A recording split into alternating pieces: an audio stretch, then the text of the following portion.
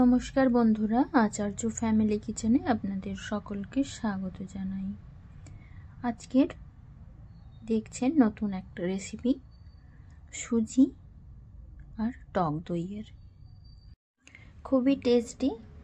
সন্ধ্যের সময় যদি চায়ের সাথে এরকম একটি বড়া বানিয়ে নেওয়া যায় তাহলে তো আর কোনো কথাই হবে না। তাহলে চলুন দেখে নেই তার জন্য কি কি লাগছে। প্রথমে আমি একটি মেজারিং কাপের 2 কাপ সুজি নিয়ে নিয়েছি। দেখুন ঠিক এরকম একটি মেজারিং কাপের আমি 2 কাপ সুজি নিয়েছি। আর এখানে নিয়ে নিয়েছি 100 গ্রাম মতো টক দই। এবার সুজির সঙ্গে টক দইটা ভালোভাবে মিশিয়ে নেব। যদিও এটি জল ঝরানো টক দই, তাই এতে আমি আরও বেশ কিছুটা পরিমাণ জল দিয়ে ভালোভাবে সুজির সঙ্গে দইটা ভালোভাবে মিশিয়ে নেব। আর দইয়ের বাটিতেই মেজারিং করে দিয়ে দেব হাফ বাটি মতো জল। জলটা প্রথমেই বেশি করে দেব না, অল্প অল্প জল দিয়ে ভালোভাবে মাখাতে থাকবো। প্রথমেই বেশি জল দিয়ে দিলে মেজারমেন্টটা খুব একটা ভালো হবে না।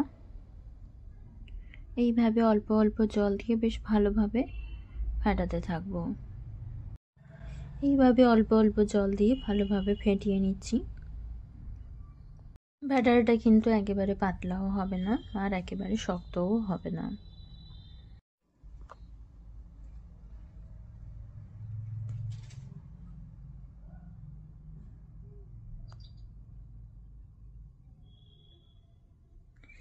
দেখুন সুজি আর দইটা বেশ ভালো মতো মিশে গেছে। এখন মিনিট খানেক ভালোভাবে ফেটিয়ে নিয়ে ঢাকা দিয়ে দেব 15 মিনিটের জন্য, যাতে সুজিটা ভালোভাবে সেট হয়ে যায়। আর দেখুন এখানে সুজির ব্যাটারটা একেবারে শক্ত করেই মাখিয়েছি, না তো পাতলা না তো শক্ত, এরকম টাইপের মাখানো হয়েছে।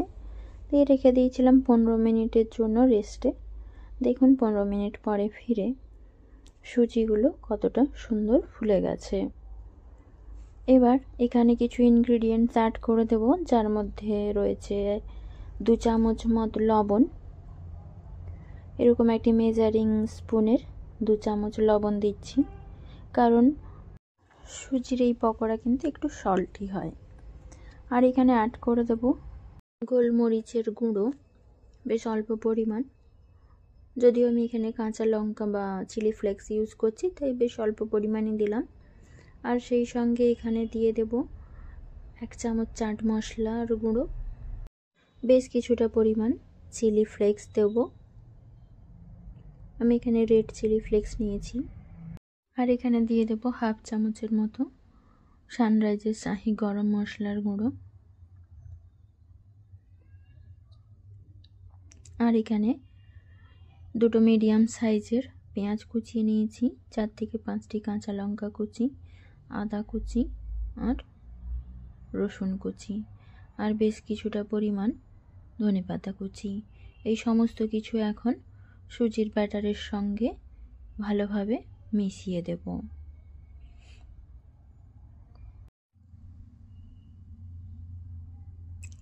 পেঁয়াজ, আদা, রসুন, লঙ্কা সমস্ত কিছু একই সাথে মিশিয়ে দিয়ে দিলাম। দিয়ে বেশ ভালোভাবে সুজির সাথে ফেটিয়ে নেব। আর এখানে অ্যাড করে দেব 1 চামচ জল। দিয়ে বেশ ভালোভাবে হাতের সাহায্যে সমস্ত কিছু উপকরণ একসাথে মেখে নেব।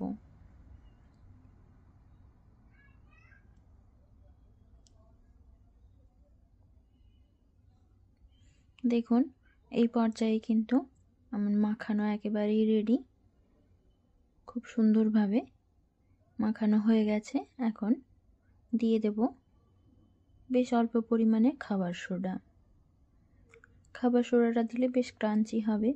আর এখানে আমি আগের থেকে রেডি করে রেখেছিলাম 1 চামচ তেল, সহযোগে গরম করে কারি পাতা, জিরে ও কালো সর্ষে ফোড়ন আগের থেকে একটা তড়কা রেডি করে রেখেছিলাম, দিয়ে দিলাম। দিয়ে বেশ ভালোভাবে মিশিয়ে নেব। এরকম একটি তড়কা দিয়ে দিলে তাহলে তার স্বাদটা দ্বিগুণ হয়ে যাবে।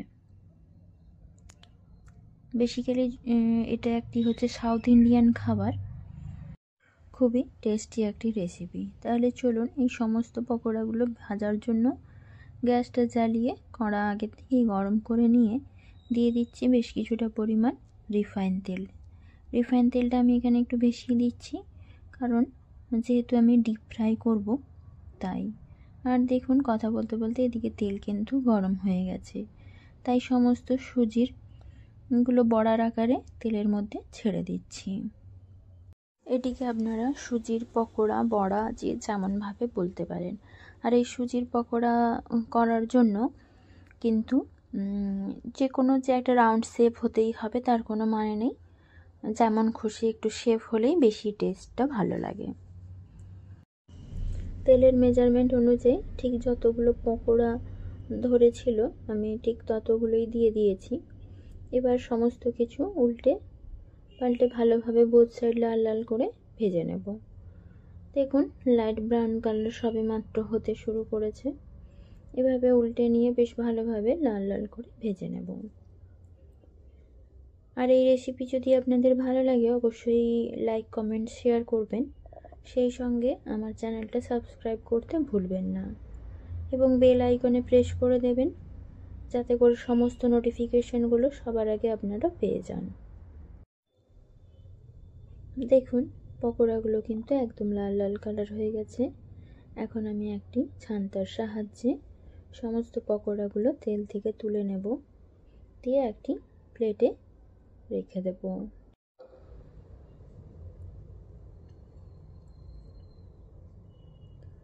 এরপরে ওই তেলেই বাকি যে সুজির ব্যাটারটা রয়ে গেছে সেগুলো পকোড়ার আকারে তেলের মধ্যে ছেড়ে দেব। সমস্ত পকোড়াগুলো তেলের মধ্যে ছেড়ে দিচ্ছি, দিয়ে বেশ ভালোভাবে লাইট ব্রাউন কালার করে ভেজে নেব। আর আপনারা এই পকোড়াগুলো কাসুন্দি স্যালাড দিয়েও খেতে পারেন, খুবই সুস্বাদু একটি রেসিপি।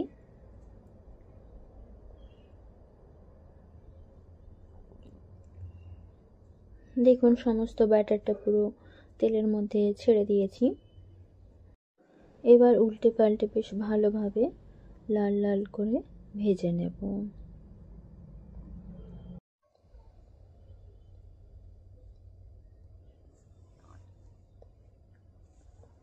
একটা সাইড বেশ লাইট ব্রাউন কালার হয়ে গেছে, এখন উল্টে অপর সাইডটা ভালোভাবে ভেজে নিচ্ছি।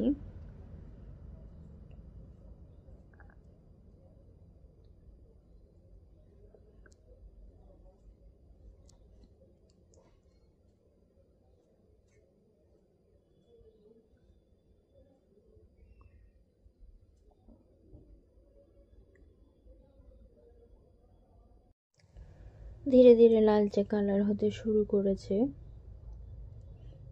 এইভাবে বেশ ভালোভাবে ভেজে নেব। আর গ্যাসের ফ্লেমটা এই পর্যায়ে কিন্তু মিডিয়াম ফ্লেমেই রাখতে হবে, হাই হিটে রাখলে কিন্তু পুড়ে যাওয়ার চান্স থাকবে, তেমন একটা ক্রাঞ্চিভাবে ভাজা হবে না।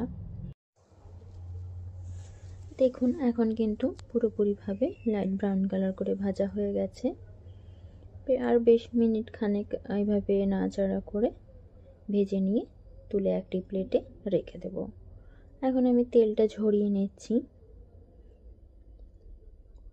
আর সমস্ত পকোড়াগুলো তুলে নিচ্ছি। এবার একটি প্লেটে সার্ভ করে দেব। এই পর্যায়ে ভাজার কাজটা মোটামুটি কমপ্লিট হয়ে গেল। আর দেখুন কালারটাও কতটা সুন্দর হয়েছে, পকোড়াগুলো বেশ যেন চিকেন পকোড়ার মতো দেখতে লাগছে। আপনারাও ঠিক একই রকম প্রসেসে তৈরি করে দেখুন, খুবই টেস্টি একটি রেসিপি, দেখলেই জিভে জল আসতে বাধ্য হবে। এবং সন্ধেবেলা চায়ের সাথে ওই স্ন্যাক্স সার্ভ করতে পারেন।